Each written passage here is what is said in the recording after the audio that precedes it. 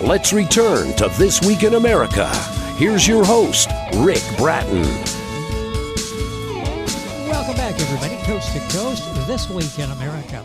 The 1960s in America brought to light the importance of civil rights. The 1970s drew into focus issues of tribal rights, equity, and justice through the Red Power movement. It was at this turning point in American Indian history that a discourse of sovereignty and tribal self-determination gained national and worldwide visibility. The same era ushered in foundations of the hip-hop movement. Native peoples living in urban centers were exposed to this expressive complex and utilized the embedded resistant nature of hip-hop. The 1980s brought forth a critical native hip-hop voice that spoke across the lines of socio-political demarcation. The critically acclaimed Are You Still Ready for War? Without Reservations, Native Hip-Hop and Identity in the Music of War, W.O.R. by Lechusza Ph.D., focuses on the native hip-hop group Without Reservation, W.O.R., and their use of the cultural signifiers and elements of hip-hop. Dr. Lechusza is a scholar whose name has been synonymous with critical thought and cultural discourse. He's a thinker and writer who explores the world of popular culture with a critical eye. He holds a Ph.D. and uses his deep, resource-rich understanding to question and redefine how we see art, power, and knowledge. And Dr. Lechusza, author of Are You Still Ready for War, W.O.R., our guest on This Week in America. Dr. Lechusza, welcome to the program. It's a pleasure to have you with us. Thank you so much for having me.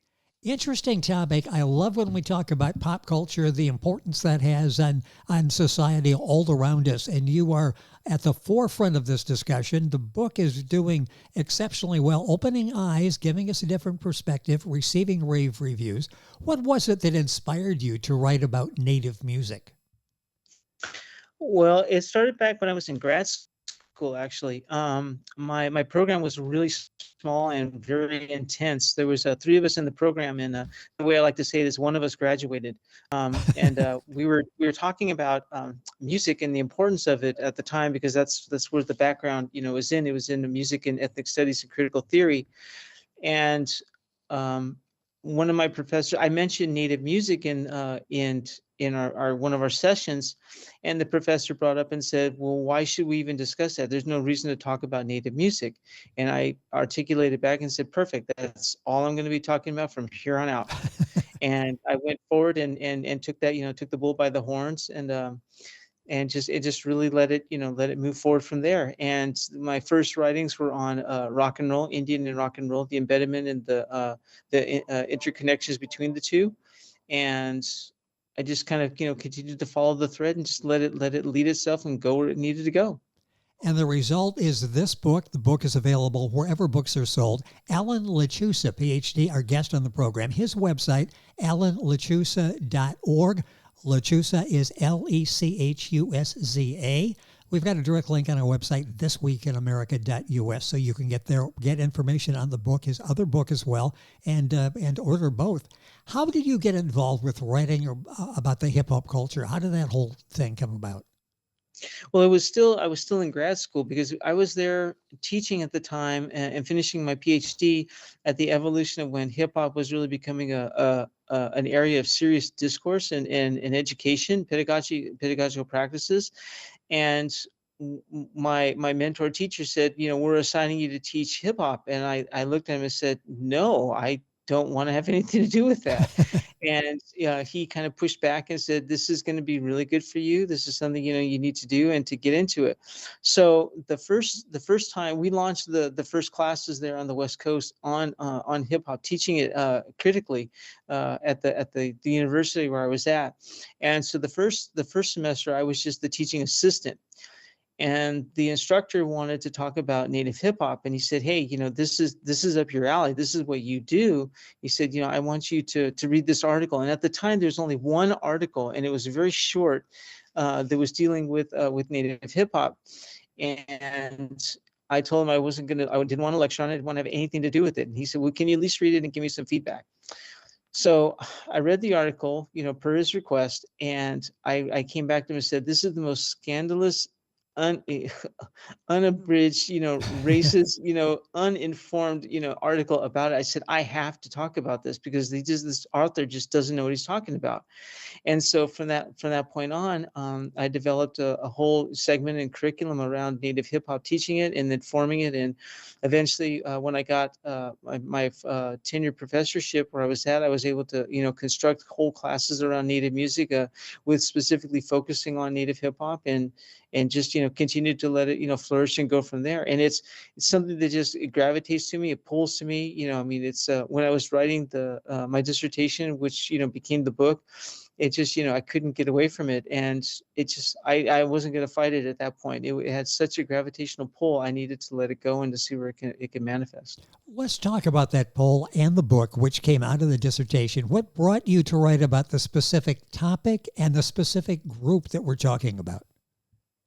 Well, at the time, there was like one individual that qualified, or that I should say, that pop culture qualified as being a Native hip hop artist, and I disagreed, and I said that's not true. I know that's not true. And in researching the guy's history, there was multiple Native artists I knew that were doing spoken word, they were doing slam poetry, that were involved with emceeing, DJing, breakdancing. It was exclusively, it was in the culture. And so I argued against it, but I needed to find who was it going to be. And since I was situated on the left coast, on the West Coast, I wanted to see well, this person is saying he's the individual, is there a group who actually came to be the first collective of hip hop for Native peoples? Because that's something that's very important coming out of the Bronx and such. The collectives, the groups that are there. It's not just a single solo MC or DJ. Yes. And then W.O.R came up. That's without reservations. So this is like the early onset of internet. So it was like pulling teeth to try to find out and how to get connections to the group. And eventually I was able to get in hold with a hold of Chris Lamar, who's up in San Francisco at the time where he was at, and then up in more Northern California, Susanville. And he and his associates, they're the ones that put the group together. So I reached out, interviewed them for the work, and then reached out to other Native hip hop artists, photographers, breakdancers, MCs, and such on the East Coast, and all across the country that I could get a hold of, and it just started to flourish. And when I introduced this group to them, they were shocked. A lot of people had not heard of them. So it really brought a lot of light to the group. It brought some attention to what was going on over here on the West Coast. And it showed, definitely a strong root, for where Native hip hop was growing and going, that was even out of the proxy and parameters of the Native communities at the time. What so impressed you to write about Native hip hop? What is it that drew you to that? Because you are calling attention to this, and it's something that's fascinating when we look into it. But we really haven't seen a whole lot of writing on this except from you. Yeah. What was interesting about it is that at the time, when I was in my undergraduate and master's degree, I was also a powwow singer. So I was on the powwow circuit. So I was really immersed in the musical traditions, of our peoples, and traveling all over the place. I was either studying or I had my books under my seat and we were singing, and that was my life. And it really got hard when I went to doctorate school. My uncles told me that I was not allowed to sing anymore. So I gave it up for just my studies. And when I first got connected and heard, especially W.O.R, it was just the sounds of the powwow arena were back. And I could hear, what was going on. I could hear the emergence and the connection between the different cultures, between the, pop culture, hip hop culture, and the Native communities. I could hear the voice. I could hear the importance of the tribal, identity that was inside of it. It just all merged together, and it melded. And then the language, the way that the men and women, speak about, their issues and situations, and how they contextualize it socio-politically and tribally. It has such a rich history and content that's inside of there, but they're using the core elements and exploring them in some really interesting, and fascinating ways. So as the communities continue to progress and to develop their works in Canada, and across the United States, other elements of hip hop started to come in, trap hop, house, trip hip hop, all these other ways that Native people were starting to utilize and take hold of these other genres and subgenres of hip hop and really expressing themselves. But it was also then the connection, because then I could speak to people who are Mexican American, Latinx. I could speak to people who are Jamaican. I could speak to people who are African. Really, I mean, all across the different cultures, because we had this commonality that was inside of it. It was the social discourse and the political resistance that hip hop was able to bring for us all to collect our voices in dialogue. So the differences were not there. It was really a common ground and a sense of unification that you would see at some points, but for some reason this really just brings it together. And then also the collecting, like I said, dancing and emceeing, and the spin art, the DJs that are involved with it, and just exploring all these different elements, but not losing your tribal identity. That was just so critical and core, because I watched it being washed away, from other artists. Yes. But with tribal artists, I didn't. It's a strong retention point. The root is there. When you were doing your background, when you became interested in this, when you were doing your background as you were researching and working on the book, are there many writings that you were able to find out there about Native American hip hop? Well, like I said, at the time, there was only that one article, and it really was horrifying for me to read, as it just did no credit, and it was really just kind of, it was very much a strong discredit to what Native hip hop was trying to be, and its evolution. Since then, there's only been a couple of other books that have been done upon it. What's interesting about the work that I've done here is that this one's exclusively focusing on one group. And it focuses on, the contextualization of how Native hip hop came out of, the Bronx area. And it really kind of had its strong, pull and relationship all throughout American, pop culture and, and the musical, dialogues and parameters that were already in place before that, with funk and with, with trip and with, with disco and, all the other elements that were coming up. And it just showed a nice steady progression for it. The other books and stuff that I've read on Native hip hop either explores a specific individual and contextualizes that one individual, or what they do is it's so overarching that it does a grounding in one sensibility. So the work that I did, I really wanted to focus in and say, look, if we're going to be talking about this, we have to really contextualize and look at, its core center. And we have to really kind of emerge and situate ourselves, into where these roots connect. Where's the evolution? How's it going? And then it is to inspire other Native artists and writers and, to come up and to be able to build off of this work and to go forward. That's what I wanted to see.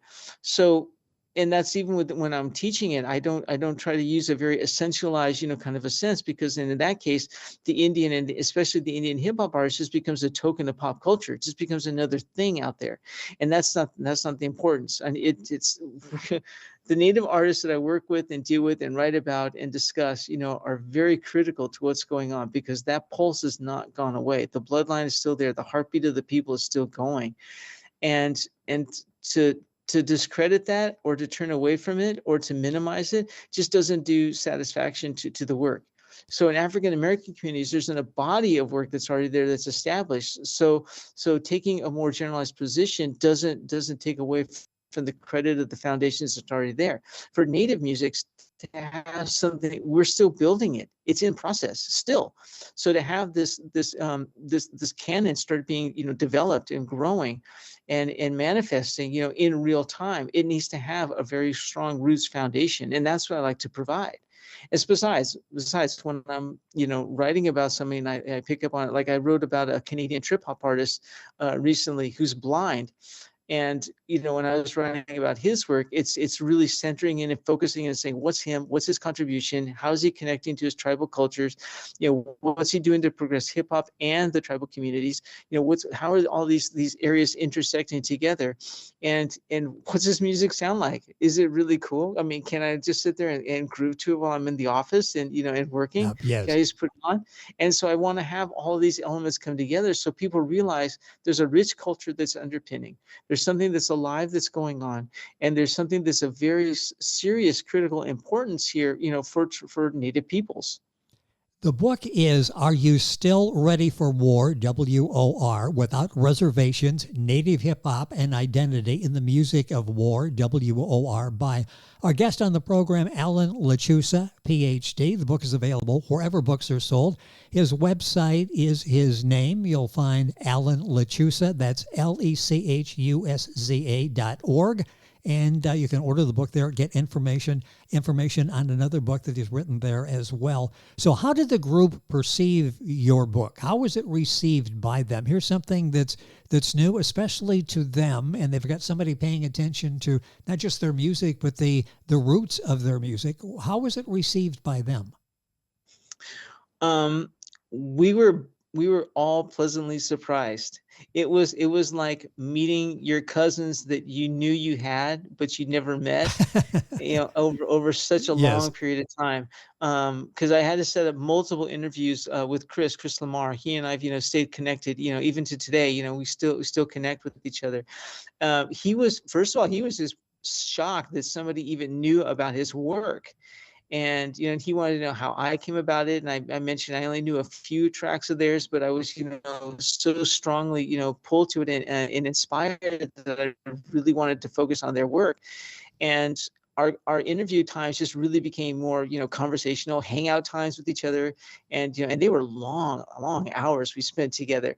And eventually what I started seeing, because I asked him, I said, do you have any other works? All of a sudden one day I had a package at my doorstep from Chris of other recordings that they'd done, other things that were unreleased, garage tapes, back when CDs were still in being used and such, and unreleased stuff. And it was like a treasure trove, and he was just so excited to see that anybody had paid attention, that actually what they had done, because when I started writing about them, they'd only put out 2 records, and after the second one they went on a very strong hiatus, and almost disbanding completely.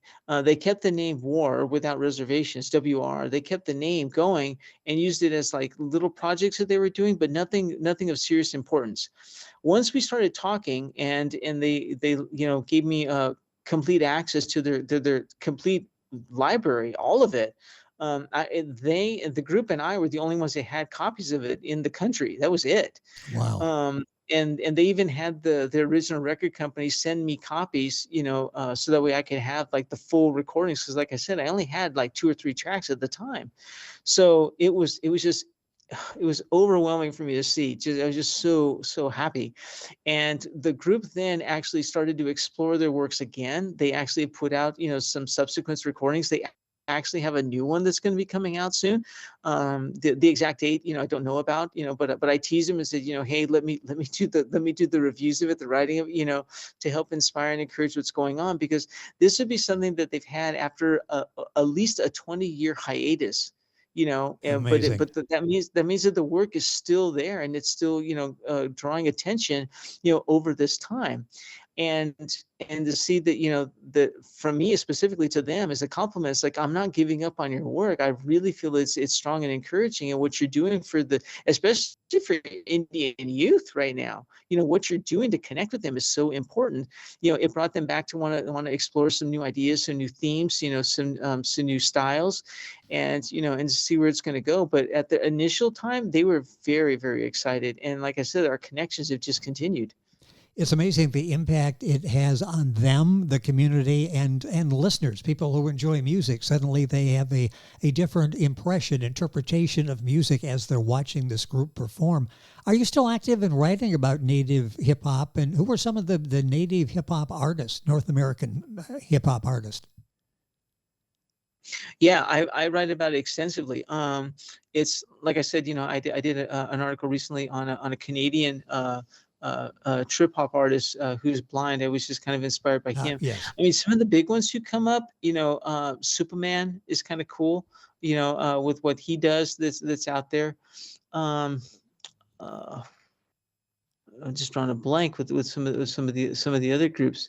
I mean, Drazis I really like, but I got to go back to the core elements of it, with where it comes from. It's because the groups are talking. It's not just specifically one group, if I can put it that way. Okay. It's the fact that there's larger communities that are out there that are working. And what's exciting to me about it is seeing how many of the artists are exploring groups that are that employ like a gangster culture, and then they integrate that, or that they'll explore a mestizo culture and they'll explore that, or they'll specifically want to talk about their work directly. Like I mentioned Drazis, one of his pieces, Red Winter, it's captivating and stunning because it comes up with the flash the flash powwow movements that were coming up at the time, where there was powwows that would just show up across the world for like out of nowhere, like when those flash mobs were happening. And they did it for flash powwows to set up as a site of resistance and perspective for what was happening. And that was just very, very exciting to see, and how he explored that, and talking about social political justice for them. Nate Means, he's another guy, and his songs like Warrior are very, very, very strong, to come up. And he's the son of Russell Means, who I got to interview for my Yes. book as well, when he was still alive. Yeah, yeah, I tracked him down and spent 2 days with Russell Means, and at this time, and his son Natier, he's really involved with hip hop and graffiti culture stuff, and he's does it very, very strong there on his reservation. Here on the West Coast, there's a lot of slam artists that I'm starting to talk with around, and because they're emerging emceeing as well as slam poetry. So a lot of the cats from like the Bay Area and the Fresno area that I'm working with and talking to, there's some breakdancers. Like there was a Native breakdance collective that happened in the UNM, University of New Mexico, that was taking place, that brought together and employed a lot of underground Native hip hop artists. So like I said, it's not just any particular one, it's an embodiment of it. And what's very exciting for me is seeing then how the Native women are getting involved with it. Like there's an article I'm writing right now for an Indian college journal.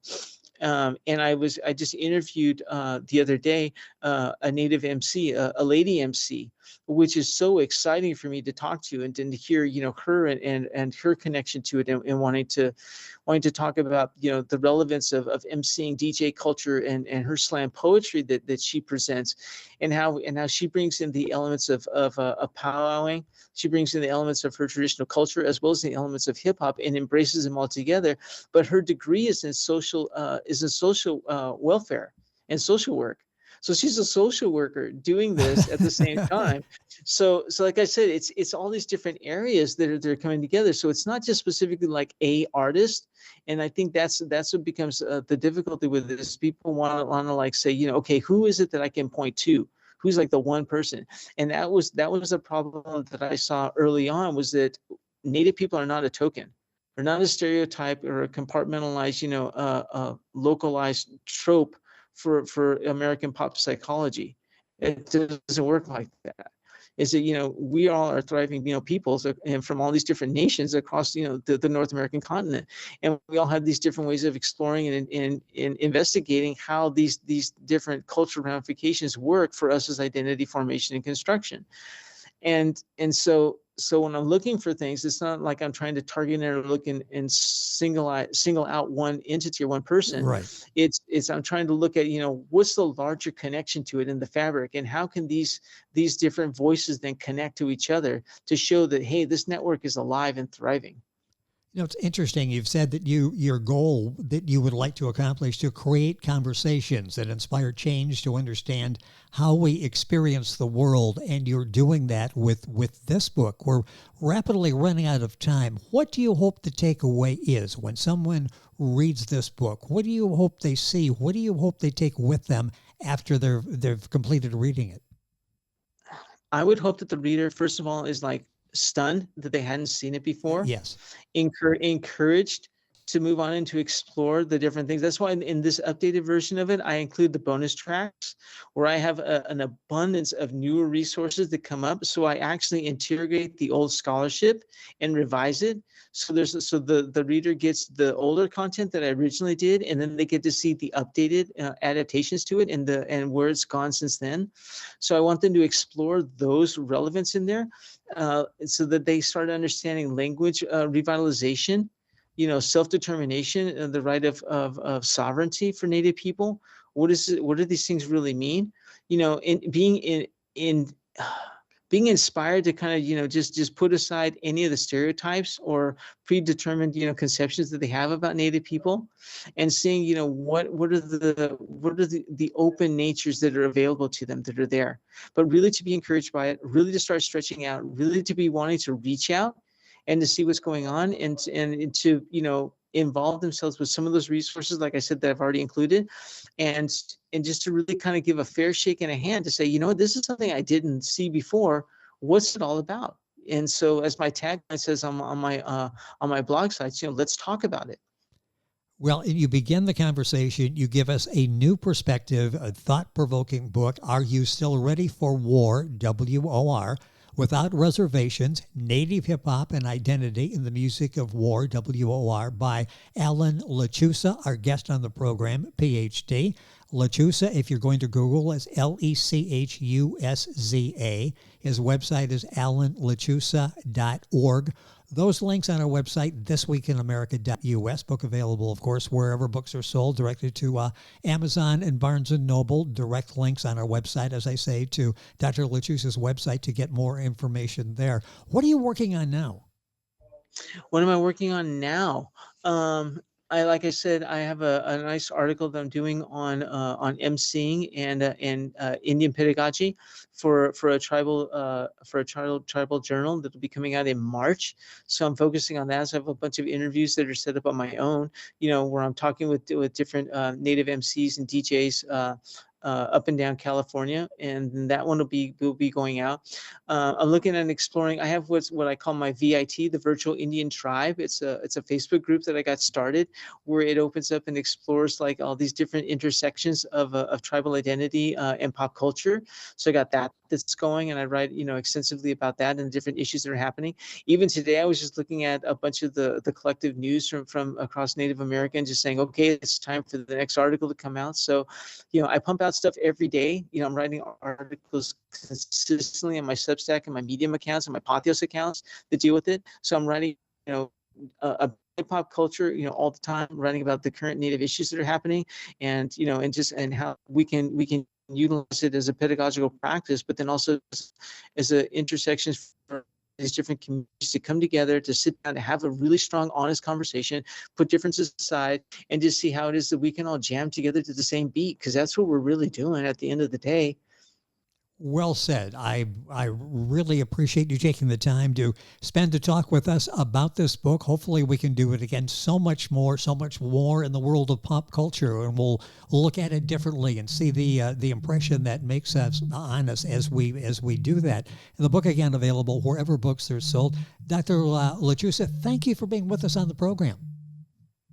I so appreciate it. Thank you so much. I encourage everybody to check out the stuff. That's it for today's program. You're listening to This Week in America. Back after these messages. This Week in America is online. You can visit our website, thisweekinamerica.us. Scott Pinkerton, associate producer of This Week in America. Jay Anderson, segment producer. Ben Watson, webmaster. Otto Bechet, director of engineering and TV production. This Week in America produced and is the trademark of Blue Funk Broadcasting, LLC.